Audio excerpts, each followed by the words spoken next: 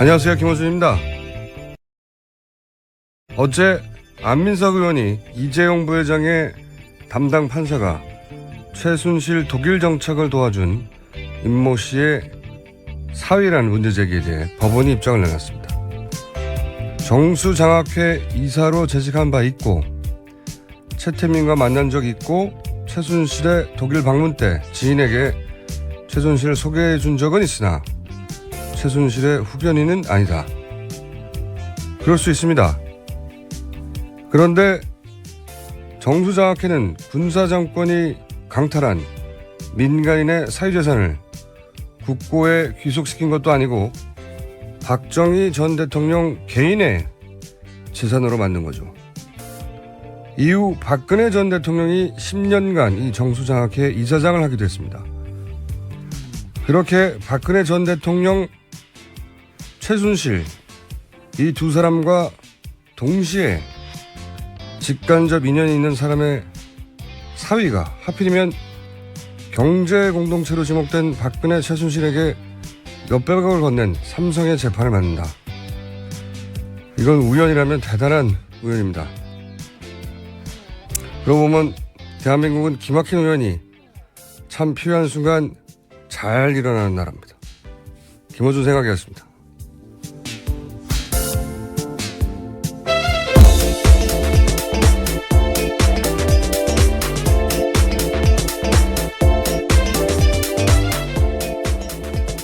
시사인의 김은지입니다. 네, 어제 안민석 의원이 예. 저희 고정 코너에서 폭탄을 터뜨리고 왔어요. 어제 실시간 검색 순위 계속 오르더라고요. 네. 이영훈 부장판사 이름이요. 근데 저는 이제 이것이 안민석 의원이 굉장히 치밀한 추적하에 나온 결과물이 아닐 거라고 예상은 했지만 자세한 사정을 듣고 보니 정말 몇 가지 우연을 통해서 발견되는, 그러니까 독일에서 누가 최순실을 처음에 소개해줬냐, 예, 거기서부터 시작했고요. 네, 저희도 한번 보도한 바가 있는데 윤남수 씨라고요. 네네. 데이비드 윤의 아버지이죠. 데이비드 윤은 최순실 씨가 독일에서 활동할 때 집사로 불린, 예, 여러 가지 일을 도와준 분인데 그분의 부친 윤남수 씨. 그러니까 초기 정착을 도와준 분이죠. 초기 정착을. 근데 윤남수 씨한테 최초로 누구한테 최순실 소개를 받았냐. 그랬더니 전화를 받았다, 누군가한테. 전화를 받았는데 그 사람이 누구냐. 지난번 독일 갔을 때 물어봤더니 누구다. 그래서 이제 이름을 기억하고 있었던 거예요. 네. 그게 한 가지고, 또 한 가지는 최근에 이제 삼성 관련 재판이 공정하게 진행되지 않는 거 아니냐는 언론 보도가 있었어요. 그 부분은 사실 실제 공정하게 진행되는지 안 됐는지는 약간 논란의 여지가 있습니다. 기사마로만 보면 아직 모르겠어요. 예, 첫 공판기를 갔던 기자들의 이야기를 들어도요. 변호인들의 이야기는 굉장히 재판장께서 많이 들어주셨는데 특검이 어떤 이야기를 하려면 좀 기각을 하거나 했던 순간들이 있었다고 하긴 하더라고요. 근데 그거는 이제 다음에 들어보자고 했으니 다음 시간에 자세히 들어주면 상세될 일이긴 하나, 이제 그런 논란이 어쨌든 있자 안민석 의원이 누가 그런 건가 하고 쳐다보게 됐고, 그 이름을 듣는 순간 이게 어디서 들어본 사람의 이름이라는 생각을 했대요. 하여튼 이렇게 계속 연결하다 보니 본인도 이게 전기가 왔다고, 갑자기. 우연히 문자도 보내주는데 보니까 우연 몇 가지가 겹쳐서 알아낸 거예요. 네. 그 알아내는 우연도 우연이지만 이 우연도 대단한 우연입니다. 이게 우연이라고 치면. 이제 요지는 그거잖아요. 우연이다. 법원의 해명 요지는, 그죠? 네, 법원에서는 이렇게 해명했습니다. 언론 보도 전에는 장인이 최 씨가 어떤 인연이 있었는지는 전혀 몰랐다면서 박정희 대통령 사후에는 장인이 최 씨 일가를 만나거나 연락한 적이 없다, 이렇게 설명하긴 했습니다. 없다고 한다. 예, 그렇죠. 예. 사위는 직접 겪지 않은 일이니까 없다고 한다고 해야 되겠죠. 이걸 다시 확인할 방법은 없어요, 사실. 예. 너무 지난 일이고. 근데 이제 이상한 지점, 사실 벼락도 맞으니까요, 사람이. 우연이라는 건 일어날 수 있습니다. 근데 이제, 깔끔하지 않은 부분은 예를 들면 우연이라고 치더라도 70년대 독일 유학을 하고 정수장학회 이사를 하고 최태민을 만났고 최순실을 알고 최순실의 독일 정착을 소개한 사람이 대한민국에 몇 명 될 것 같아요. 모집단이. 딱 한 분 아닐까 싶어요, 저는 대한민국에서. 이런 교집합을 다 차들이면. 왜냐면 일단 정수장학회 이사 출신 자체가 대한민국에 몇 명 안 돼요. 정수장학회 이사장 아무나 못하는 자리였습니다. 박 전 대통령이 했었죠. 네, 박정희 전 대통령 생전에는 국무총리 이런 사람이 했던 거고요. 박정희 전 대통령 친구나. 예. 그리고 사후에는 유경재단 혹은 뭐 박근혜 전 대통령 이모 아니면 본인 박근혜 전 대통령 본인이 직접 했던 아무나 이사장을 하거나 이사를 한 자리가 아니었거든요. 그 자리에 갔다는 것은 기본적으로 박정희 전 대통령의 총애를 받은 사람이었고, 이런 교집합이 몇 명 되겠어요, 대한민국에. 몇 명 안 됩니다. 한 분이거나 많아야 한 두 분. 근데 하필이면 대한민국에 한 분이나 두 분 정도밖에 없을 분의 사이가 70년 만에 구속된 이 삼성 부회장, 더군다나 박근혜 최순실 게이트로 인해서 부회장의 재판을 담당한다고 하니까 이걸 이상하게 생각하지 않는다면 그게 이상한 거죠. 이런 우연은 절대 있을 수 없다는 말이 아니라 이상하기는 대따 이상하긴 한 겁니다. 더 이상의 표현이 없나요? 대따 이상합니다, 저는. 하지만 우연이라고 하니 뭐 더 이상. 그리고 또 한 가지는 이정훈 판사 경우에는 이영훈 판사요. 죄송합니다. 예. 이영훈 판사 경우에는 어떤 보직을 거쳤나 봤더니 행정처 보직을 쭉 거쳤더라고요. 예. 이건 법원에서 굉장히 잘 나가는 분이라는 이야기입니다. 좀 더 사실적으로 표현하면 법원의 이제 윗사람들, 윗분들, 양성태 대법관부터 시작해서 그 아래 그분들 입맛에 맞는 분이었다. 네. 일을 잘했다는 의미일 수도 있지만 성적이 좋았다고도 볼 수 있지 않을까요? 단순히 성적 좋은 것만으로 네. 이 자리에 못 간답니다. 네. 이렇게 연속으로는. 제가 또 물어봤죠. 예. 이게 어떤 의미가 있느냐. 어쨌든 법원에서 굉장히 잘 나간 분이었다. 예. 그랬다는 거죠. 이게 직접 관련은 없지만 그랬다는 겁니다. 예. 네, 하지만 법원은 재배당을 고려하고는 있지 않다, 검토하고 있지는 않다라고 밝혔습니다. 글쎄요. 재배당을 하는 게 낫지 않을까요? 이 정도 되면 아무리 엄격하게 재판을 진행해도 어떤 한쪽에 조그만 어떤 문제 제기가 있어도 그게 이 일과 합쳐져서 증폭될 것 같은데 법원은 이제 재배당하는 것이 그걸 인정하는 것 같아서 못하는 것일 수도 있겠죠. 특별한 사유가 없다고 보고. 하지만 이 정도면 사연이 되죠. 전 국민이 이렇게 바라보고 있는데요. 네, 이재용 부회장 재판 같은 경우에는 첫 번째 배당도 사실 이번이 두 번째 재배당입니다. 첫 번째 재배당입니다. 왜냐하면 조희연 판사라고요. 네. 구속영장 기각했던 판사한테 첫 재판이 갔었거든요. 네. 그때 영장이 재배당이 된 건데요. 또 이런 논란에 휩싸이게 된 거죠. 근데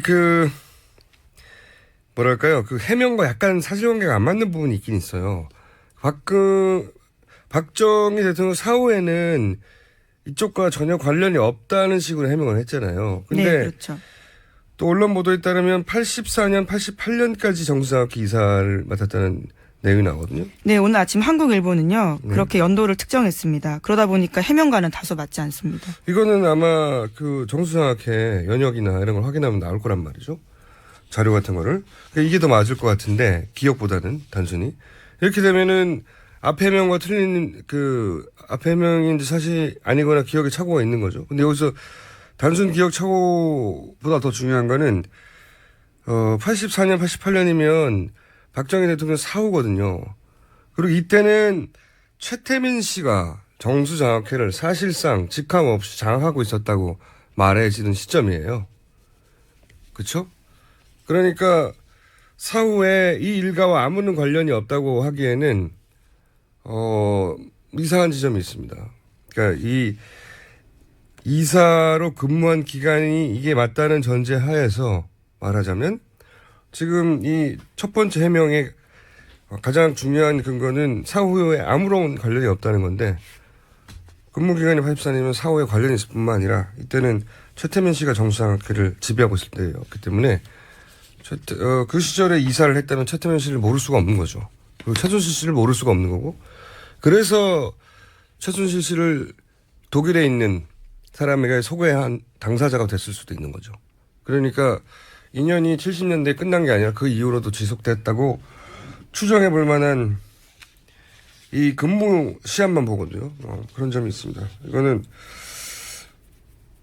많은 언론들이 붙었으니까 확인이 되겠죠. 좀 있으면. 예. 첫 번째 보도상으로는 그래요. 예. 근무 시한만 80년도이기만 해도 이 해명 전체가 틀이 흔들립니다. 희한한 사건이에요. 예. 이럴 수가 있나요?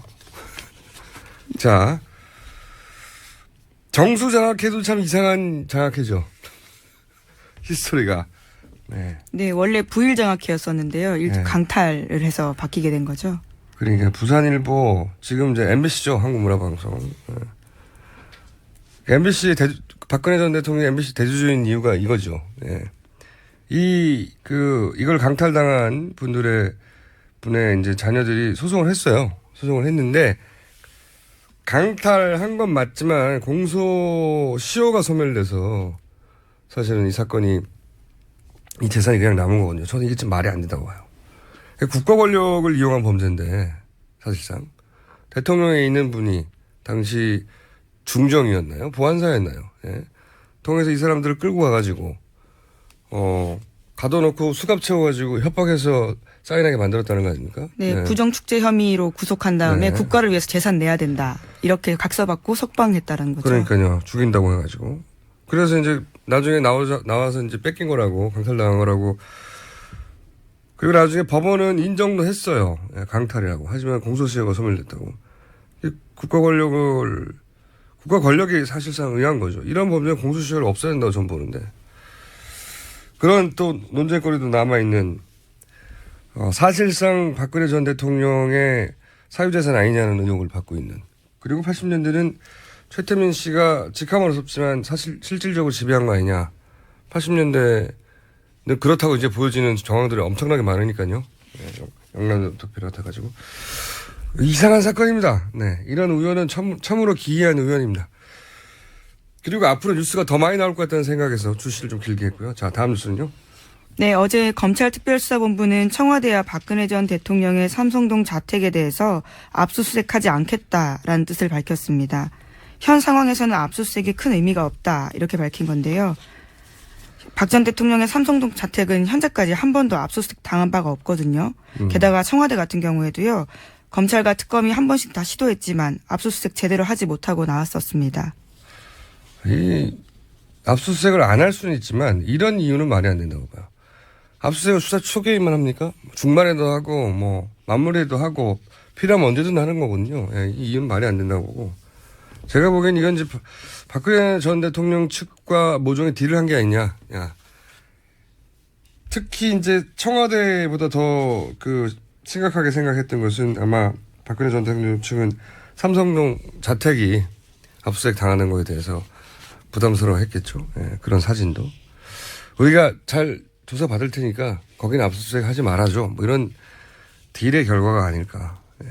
왜냐하면 압수수색을 굳이 하지 않을 이유가 없거든요. 예, 굳이 하지 않으면서 또 하지 않은 이유를 설명하고 있잖아요. 예, 수사가 정점에 다다랐기 때문에 압수수색은 불필요하다는 이런 해명은 처음 들어봅니다. 네. 그리고 사실 증거인멸 계속해서 지금 의혹을 사고 있잖아요. 네. 증거를 없앴다고 하면 없앤 것조차도 지금은 서버 기록이 남는다고 합니다. 그러니까요. 없어진 로그 기록이라도 확인하고 뭐 이런 특검은 그런 얘기를 했었는데. 네. 그럼 혐의가 추가되는 거죠. 증거인멸 네. 혐의까지요. 검찰이 지금까지 하는 바로 봐서는 네. 구속 기소는 하지 않을 것 같네요. 네. 적정한 선을 타려고 노력하고 있는 것 같습니다. 자, 다음 뉴스는요. 네, 경찰이 폭력을 조장하고 과격한 위협을 일삼은 친박단체 인사들 가운데 장기정 자유청년연합 대표를 소환 조사한 뒤 입건했습니다. 장 대표 같은 경우에는요, 박영수 특검 집 앞에서 몽둥이 시위했던 사람이거든요. 그런데 그에 대해서 어제 경찰에 출석해서는 몽둥이를 들고 간 게 잘못인 줄 몰랐다. 이렇게 해명했다고 합니다. 경찰은 또 주옥순 엄마 부대 대표 등 다른 친박 인사들도 곧 소환 조사할 계획이라고 밝혔습니다. 재밌는 답변이네요. 몽둥이를 들고 가는 게 잘못인 줄 몰랐다. 네. 들고만 가면 잘못이 아니죠. 말도 했습니다. 목을 따겠다라는 둥이에요. 아니 제 말은 네. 몽둥이를 평상시에 들고 다니는 게 치매일 수도 있잖아요. 그냥 그랬단 모르겠는데 그걸로 협박을 하려고 위협을 하려고 한 건데 예. 답변이 본인을 순진한 것으로 만들겠다고 하는 결의가 있는 걸까요? 이게? 하지만 그 영상이 너무나 증거이기 때문에요. 네. 순진한 컨셉은 쉽지 않을 것 같습니다. 많은 분들이 앞으로 등장할 것 같고 자 시간이 그렇게 많지 않기 때문에 짧게 중요한 제목들 체크해볼까요? 네. 네, 어제 박근혜 전 대통령 자택에 눈에 띄는 우편물 하나 있었는데요. 통신요금 고지서였지만 거기에는 안봉근 전 비서관 이름이 쓰여 있었다고 합니다. 박 전 대통령 쪽에서는요. 집전화 개설 당시에 안 전 비서관 명의로 개설했다면서 해당 고지서는 집전화 요금이다. 이렇게 해명했습니다. 참 이상한 뉴스네요. 아니 이게 휴대폰을 차명으로 했다는 거는 이제 여러 차례 나왔고 왜 그랬는지도 이해했는데 자기가 살 집인데 왜 다른 사람 명의로 전화를 개설하죠? 이건 참 이상하네요. 이렇게 할 이유가 뭘까요? 가족 같은 경우가 아니고서야 사실 저도 이렇게 처음 봐서요. 집 전화 같은 경우에는요. 가족이거나 아니면은 그 집에 살았다거나 동거인으로 올려서 이게 무슨 의미가 있다고 이렇게 했을까요? 왜 본인이 살 집인데 본인 이름으로 개설 안 하고 이상하네요, 이건 진짜. 이유를 좀 기자들이 물어봐야 되겠어요. 왜 안봉근 이름으로 박 전 대통령 그 하루 이틀 산 집이 아니잖아요. 진짜 이상한 박근혜 전 대통령 주변에는 이상한 일이 한두 개가 아니지만 이렇게 하나하나 다 이상합니까, 어떻게. 집 전화 개설을 다른 사람이 이름으로 했다. 추가 취재를 할 것 같아요, 기자들이. 자, 다음 뉴스는요? 네, 2012년 2월달 박근혜 전 대통령 취임식 때요. 진돗개 2마리 들고 청와대에 들어갔습니다. 그때 삼성동 자택 이웃들이 취임 축하하면서 선물한 강아지였거든요. 그런데 오늘 아침 동아일보를 보면요. 그 모습이 기획된 거였다라고 합니다. 그러니까 대통령 취임준비위원회 관계자의 부탁을 받아서 주민이 진돗개를 선물한 거고요. 호남 출신 주민이 호남에 있는 진돗개를 선물하면 좋겠다라는 의견이 나와서 그렇게 했다라는 겁니다. 그러니까 호남 출신의 한 주민이 영호남 화합의 의미로 진돗개를 선물합니다 하고 그런 그림을 만들었는데 그게 아니라 위원회의 부탁을 받은 주민이 선물을 한 것이다. 진돗개 선물을 부탁했다는 거네요. 그렇죠. 그 사람에게 네. 그 진돗개 값도 쳐줬답니까? 기사에 따르면 돈은 A씨가 냈다고 하는데요. 네. 그 모습 자체가 기획된 모습이었다라는 거죠. 아니 근데 뭐 박근혜 전 대통령 주변에 기획이 아닌 게 하나도 없으니까요. 본인이 연설을 비롯하여 모든 행위 자체가 지금 기획이라고 보여지는 상황이니까. 근데 이제 이런 것까지 기획이라고 하면 허탈한 거죠. 세월호 참사 때 안산에 갔을 때 그 할머님 한 분 등장하셨잖아요. 네. 할머님을 사전에 섭외했다 아니다 가지고 그때 말들이 많았었는데 청와대에서는 부인했죠. 당시 노컷 뉴스였던가요? 네, 그걸로 고소까지 했었습니다. 네. 언론사를요. 거기서는 이제 청와대 관계자 발로 기획된 거라고 말을 했는데 기획이든 아니든 확실한 건 그분이 유가족은 아니었어요. 네. 유가족 아닌 분을 붙들고 울고 너무 웃기지 않습니까? 딱 한 분 그 카메라 앞에 나타난 분인데 그분이 유가족이 아니었다는 거 아닙니까? 전혀? 그런데 강아지까지 기획이라고 하니까. 네, 또 동아일보 보도에 따르면요. 그 개 이름에 대해서도 최순실 씨 작품일 가능성이 크다라는 건데요. 특검이 발견한 정호성 문서 파일이 있는데요. 거기에 진돗개 HWP라는 게 있답니다. 그러니까 박 전 대통령이 최순실 씨한테 개 이름을 물어봤다라는 거죠. 개 이름을 정해달라고? 예. 네, 그래서 개 이름은 암컷은 새로미, 수컷은 희망이라고 합니다. 라고 최순실 씨가 지어서 또 들려보냈군요. 네. 아, 이 정권 전체가 기획이고 박 대통령 모습 전체가 기획이고 다 연출된 거라고 생각하면, 허망한 거죠, 사실은. 그 지지 여부와 상관없이 4년 동안 이게 연극을 보고 있었던 거잖아요. 하나에. 자, 오늘은 여기까지 해야 될 것 같습니다. 지금까지 시사인의 김은지였습니다. 감사합니다. 자, 미니 인터뷰가 하나 준비되어 있군요. 제가 오늘 수면 시간 부족으로 인해서 혀가 많이 돌아가고요. 발음 분당시 발언 단어 발언은 말도 잘 안 되네요. 예, 단어를 토해내는 숫자도 적습니다. 저희 말 진짜 꼬이네 오늘. 큰일 났네. 자, 지난 3월 11일 촛불 집회가 끝이 났어요. 근데 빚이 1억 원이 남았다고 합니다. 네. 어떻게 된 걸까요? 자, 박근혜 정권 퇴진 행동 박진 상황 실장 전화 연결됐습니다. 안녕하세요. 네, 안녕하세요. 네. 이게 적자가 왜 났습니까? 저희가 미니 인터뷰니까 핵심만 짚어보죠. 적자가 왜 났죠?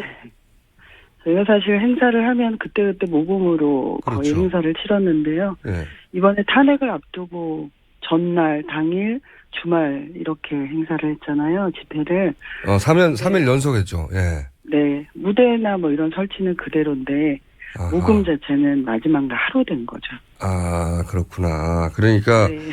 촛불 집회는 제가 알기로 매번 집회할 때마다 현장에서 돈을 내신 분들 첫 번째. 네. 그리고 또 그 계좌를 알고 홈페이지에서 확인한 다음에 입금해 주시는 분들. 이 두 가지 예산만으로 운영이 되어 왔잖아요. 그죠? 그 중에 가장 큰 덩치는 이제 사실 현장 모금이 현장 모금이었다. 네. 그런데 이제 네. 헌재 판결 전후로 해서는 3일 연속이었는데 그때 네, 그렇죠. 실제 모금이 될 정도의 인원이 나오신 건 마지막 집회였기 때문에 네. 아하, 그 앞에 두 번은 장비는 그대로 썼기 때문에 네, 그렇죠. 그렇군요. 다르지 않은 거죠. 그런데 그 중에 3일 중에 하루는 저희 상황이 이런 걸 알기도 했고 네. 그리고 또 어쨌든 이 광장에 같이 선 것만으로 너무 고맙다라는 업체 분들이 한 1회분은 후원을 하신 거죠. 아하, 그렇군요. 안 그랬으면 저희 빚이 2억이었겠죠. 장치를 하신 분들이 이틀은 빼주신 거군요, 거의. 하루를 빼주시고 하루를 그래서 이제 1억 좀 넘게 빚이 남았죠.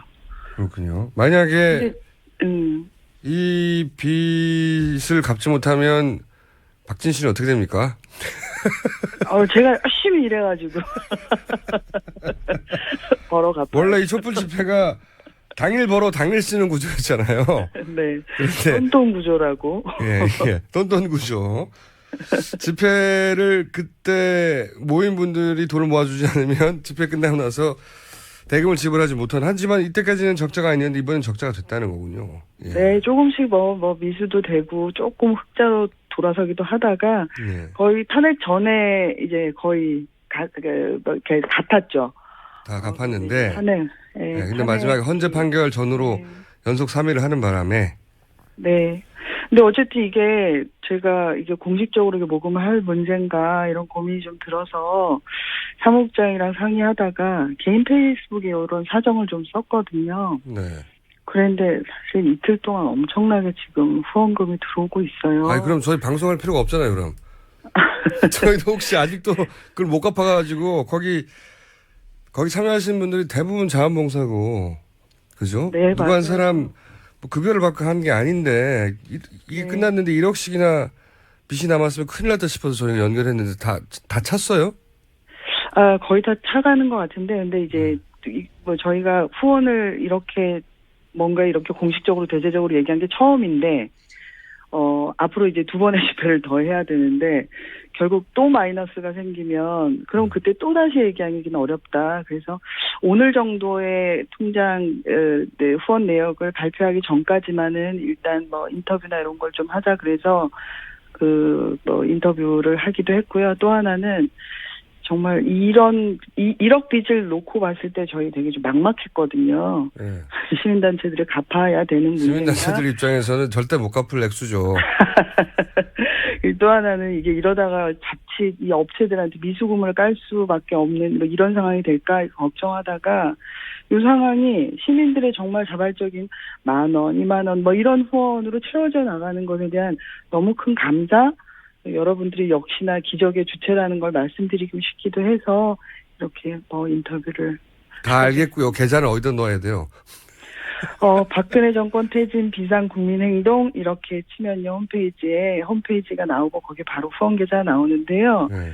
그런데 저희 최근에 보니까 그 가짜 계좌를 쓰신 분도 종종 눈에 보이더라고요. 그래서 농협이고요. 이승철로 끝나는 예금주가 이승철이 요 계좌로만 외금주가 꼭 이 찬스에 또 사기꾼들이 쳐들어와가지고 아니, 많지는 않으신데요. 꼭 깨알같이 또 그러신 분들이 있더라고요. 그래서 꼭 예금주가 이순철 정경련 회장이랑 이름이 같죠. 이승철 농협 정경련으로 가는 거 아닙니까? 알겠습니다. 그건 인터넷에서 박근혜 정권 퇴진 행동 비상국민행동 퇴진행동 퇴진행동 검색해서 찾아보면 계좌가 있다고요. 네. 알겠습니다. 고생하셨어요. 네, 고생 많이 하셨고 그 일반 시민들도 이 비상행동에 고마움이 참 많습니다. 네. 뭐 시민들이 주인공이신데 저희 마땅히 할 일 한 겁니다. 네. 닭살 돋으니까 서로 이제 그만하죠. 알겠습니다. 고생하셨습니다. 근데 이게 마지막 집회가 지난번으로 끝난 건가요? 아니면 추가 집회가 있나요? 매주 하는 주말 집회는 이제 하지 않는다고요. 네, 3월 25일과 4월 15일 두 차례 정도 더 집회를 예고하고 있고요. 3월 25일과 4월 11일은 무슨 날이죠? 15일, 4월 15일. 4월 15일은 4월 16일 세월호 3주기 하루 전날. 예. 네. 3월 25일은 아직 뭐 박근혜 대통령 구속 문제나 여러 가지 남아 있어서 3월에 한 번 더 하자 뭐 이 정도로 보시면 되고요. 대선까지 좀 가면서 더 필요하면 한두 차례 더 할 수 있다라고 했습니다. 확정됐거나 계획된 건 아니고 네.